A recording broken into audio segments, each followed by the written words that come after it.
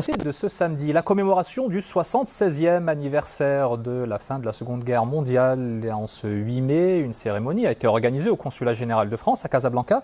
Des festivités marquées par la consécration de Hamoum Ossiq, un vétéran ancien goumier marocain âgé de 103 ans. Reportage Saïd Ajana et Soumiyat Douhaimi au commentaire Rita Saha.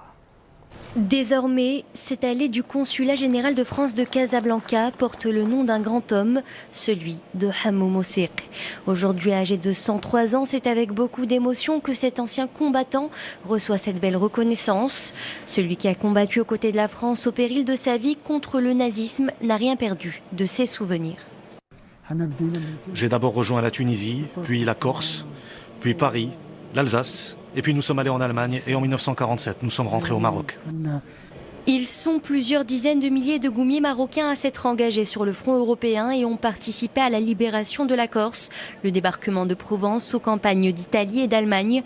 À travers cette cérémonie, l'ambassade de France tenait à rendre hommage à ces témoins et protagonistes de l'histoire et aux héros morts au combat.